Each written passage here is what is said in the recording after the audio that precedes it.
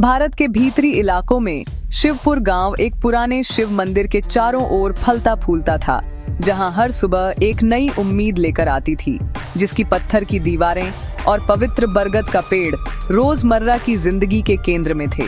यह मंदिर केवल एक इमारत नहीं था, बल्कि गांव वालों के दिलों की धड़कन थी। हर सूर्योदय मंदिर की घंटियों की आवाज और गेंदे के फूलों की खुशबू लेकर आता था, जो पूरे गांव में फैल जाती थी और एक नई ऊर्जा का संचार करती थी। क्योंकि गांव वाले शिव को केवल एक दूर के देवता के रूप में नहीं, बल्कि अपने बीच एक जीवित रक्षक के रूप में पूजते थे। उनकी भक्ति में एक गहरी आत्मीयता थी। पुजारी शंकरा साधारण अनुष्ठान करते थे, जो सदियों से चली आ रही परंपराओं का हिस्सा थे। इन अनुष्ठानों में गांव वालों की आस्था और विश्वास झलकता था। उनकी भक्ति पूरे गांव में गूंजती थी और लोगों को आस्था में बांधती थी। जीवन धीरे धीरे चलता था, लेकिन हर पल में एक गहरी शांति और संतोष था। हर फसल, बारिश और त्योहार को महादेव का आशीर्वाद माना जाता था। गांव वाले मानते थे कि शिव की कृपा से ही उनकी जिंदगी में खुशहाली और समृद्धि आती है। शिवलिंग, जिसके बारे में माना जाता था कि वह धरती से ही निकला है, गांव वालों का कॉन्फिडेंट था, उनकी आशाओं और डर का एक शांत गवाह। यह शिवलिंग उनके लिए एक पवित्र प्रतीक था। शिवपुर के लिए आस्था केवल परंपरा नहीं थी, यह उनके अस्तित्व की नींव थी। यह आस्था ही थी जो उन्हें एकजुट रखती थी और जीवन के हर पहलू में मार्गदर्शन करती थी। एक अच्छी फसल के बाद शिवपुर की शांति अजीब कंपन से टूट गई। पहले हल्के, फिर तेज होते गए। धरती फट गई, कुएं का पानी गंदा हो गया और नाला मिट्टी के पानी में बदल गया। बड़ों ने एक गहरे असंतुलन को महसूस किया, ये मानते हुए कि धरती खुद दर्द में चिल्ला रही थी। गांव परिषद इकट्ठा हुई, आधुनिक व्याख्याओं और प्राचीन ज्ञान के बीच उलझी हुई थी।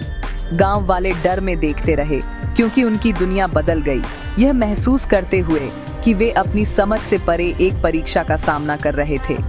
धरती की फुसफुसाहट एक चेतावनी बन गई थी, कुछ गहरा होने वाला था। झटके तेज हो गए, घरों को हिला दिया। रात के सन्नाटे में हर दीवार, हर छत डर से कांप उठी। गांव के लोग, जो कभी अपने घरों को सबसे सुरक्षित मानते थे, अब हर छोटी आवाज पर चौंक जाते थे। परिवार अब खुले आसमान के नीचे सोते थे, एक दूसरे के करीब, लेकिन बेचैन। हर रात डर की चादर ओढ़े वे जागते रहते। खेत दरारों से फट गए और नाला सूख गया। फसलें मुरझा गईं और उम्मीदें भी। पानी के लिए शिवपुर बेताब हो गया। हर बूंद की कीमत बढ़ गई और प्यास ने डर को और गहरा कर दिया। हंसी की जगह डर ने ले ली। बच्चों की शरारतें अब सिसकियों में बदल गईं।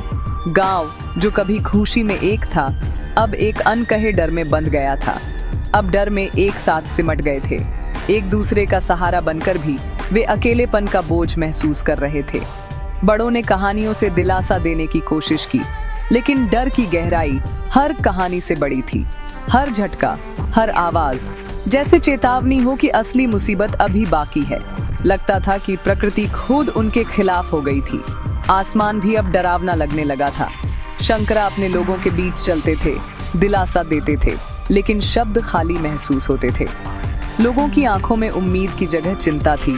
गांव वालों की आस्था की पहले कभी इतनी परीक्षा नहीं हुई थी। उनकी दुनिया उनके चारों ओर टूट रही थी। हर टूटी दीवार, हर गिरी छत उनके डर को और गहरा कर रही थी। वे इंतजार कर रहे थे, सांस रोके हुए, जैसे समय भी थम गया हो।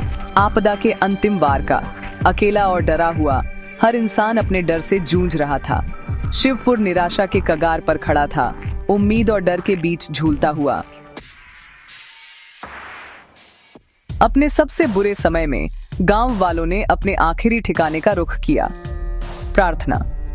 जब सारी उम्मीदें डगमगाने लगीं और हर चेहरा चिंता में डूबा था, तब भी उनके दिलों में एक छोटी सी लौ जल रही थी, आस्था की। हरि सिंह और शंकरा ने सभी को मंदिर के आंगन में बुलाया, जहां धूल और आंसू आशा के साथ मिल गए। गांव के हर कोने से लोग निकल कर आए, बूढ़े, बच्चे और महिलाएं, सब एक ही उद्देश्य से इकट्ठा हुए। शंकरा की आवाज गूंजी, हमने वह सब कोशिश कर ली है जो हम जानते हैं। अब हमें अपने डर और दुख को महादेव के चरणों में रखना होगा। अब हमें महादेव के सामने समर्पण करना होगा। हर किसी ने सिर झुका लिया, मानो अपने सारे बोझ शिव को सौंप दिए हों। गांव एक साथ घुटनों के बल बैठ गया। ओम नमः शिवाय का जाप करते हुए उनकी आवाजें कांपती हुई धरती के ऊपर उठ रही थीं। हर मंत्र के साथ डर थोड़ा और कम होता गया। सैकड़ों तेल के दीपक रात में झिलमिला रहे थे। उनका प्रकाश अटूट आशा का प्रतीक था। हर दिया, हर लौ मानो एक नई उम्मीद जगा रही थी। उन्होंने चमत्कारों के लिए प्रार्थना नहीं की, बल्कि सहन करने के लिए शक्ति और साहस के लिए प्रार्थना की। हर चेहरे पर दृढ़ता और विश्वास की झलक थी। प्रार्थना में उनकी एकता डर के खिलाफ एक किला बन गई। एक दूसरे का हाथ थामे वे एक परिवार की तरह खड़े थे। पूरी रात उनकी भक्ति मजबूत होती गई, अपनी नियति को शिव की इच्छा के सामने समर्पित करते हुए। समय जैसे थम गया था और केवल भक्ति की गूंज रह गई थी। उस पल में आस्था उनका एकमात्र सहारा बन गई। गांव वालों ने जाना कि जब सब कुछ छूट जाए तो विश्वास ही सबसे बड़ा सहारा है। प्रार्थना विजिल जारी रही। थकावट ने एक शांत शक्ति को रास्ता दिया। जैसे जैसे गांव वाले जाप करते गए, डर दूर होता गया। उसकी जगह एक गहरी शांति और एकता ने ले ली। ट्रेमर्स कम हो गए। धरती का गुस्सा शांत हो गया, जैसे उनकी भक्ति से शांत हो गया हो। आशा लौट आई। उनकी आवाजें तेज होती गईं। दृढ़ विश्वास अटूट था। शंकरा ने शिवलिंग का अभिषेक किया। हर गांव वाले ने अपनी आस्था में अपने पानी का आखिरी हिस्सा चढ़ाया। हर बूंद के साथ डर धुल गया, उसकी जगह दृढ़ आशा ने ले ली। जैसे ही रात फिर से हुई, गांव अब आतंक से पैरालाइज नहीं था, बल्कि एंटिसिपेशन और विश्वास से भरा था। उन्होंने शिव को सब कुछ सरेंडर कर दिया था और उस सरेंडर में डर से आजादी पाई। दूसरी रात को शिवपुर में एक गहरी शांति छा गई। झटके बंद हो गए और हवा साफ हो गई। अचानक मंदिर से एक नरम नीली रोशनी निकली, जो गांव वालों के मंत्रों के साथ धड़क रही थी और सभी को शांति में डुबो रही थी। शिव के डमरू की आवाज उनकी आत्माओं में गूंजी और एक दिव्य खुशबू हवा में भर गई। प्रकाश के भीतर गांव वालों ने नटराज, शिव के ब्रह्मांडीय नृत्य की उपस्थिति को महसूस किया। रचना और नवीनीकरण की एक ऊर्जा। अभिभूत होकर वे घुटनों के बल गिर पड़े। उनके चेहरों से विस्मय के आंसू बह रहे थे। धरती एक बार फिर ठोस महसूस हुई, न केवल शांत बल्कि दिव्य आलिंगन में समाई हुई थी। रात नश्वर समझ से परे एक चमत्कार के लिए एक पवित्र मंच बन गई। उस चमकदार पल में शिवपुर कृपा से बदल गया। जैसे ही भोर हुई, नीली रोशनी फीकी पड़ गई, जिससे गांव वाले विस्मित और आभारी रह गए। धरती की दरारें गायब हो गई थीं। घर और खेत बहाल हो गए थे, जैसे विनाश कभी हुआ ही न हो। नाला फिर से बहने लगा। उसका पानी शुद्ध और मीठा था और शिवपुर में हंसी लौट आई। दुख का हर निशान मिट गया था। उसकी जगह सद्भाव और प्रचुरता ने ले ली थी। गांव वालों ने खुशी मनाई। उनकी दुनिया एक चमत्कार से फिर से पैदा हुई, जिसने तर्क को धता बता दिया। भोर न केवल एक नया दिन, बल्कि एक नई शुरुआत लाई। शिवपुर कृतज्ञता और आशा से जीवंत था। गांव वाले मंदिर में इकट्ठा हुए, प्रार्थना करने के लिए नहीं, बल्कि धन्यवाद देने के लिए। खुशी के आंसू बह निकले, क्योंकि वे शिवलिंग के सामने साष्टांग प्रणाम कर रहे थे। जो चमत्कार उन्होंने देखा था, उससे अभिभूत थे। हरि सिंह बोले, महादेव ने हमें अपनी उपस्थिति दिखाई है। आइए हम इस दिन को कभी न भूलें। भक्ति के गीत हवा में भर गए, ढोल उत्सव में बजे और मंदिर फूलों से खिल उठा।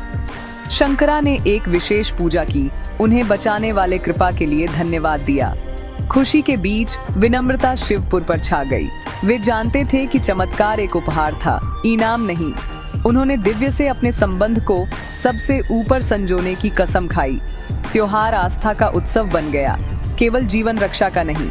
उनकी कृतज्ञता उस दया का सम्मान करने का एक शांत वादा था, जो उन्हें मिली थी। अगले वर्षों में शिवपुर फला फूला, लेकिन असली बदलाव भीतर था। चमत्कार गांव की मार्गदर्शक कहानी बन गया। हर महादेव उत्सव में फिर से सुनाया गया, जो उनकी आस्था का नया त्योहार था। हर साल वे प्रार्थना जागरण को फिर से बनाते थे, डर से नहीं, बल्कि याद और कृतज्ञता से।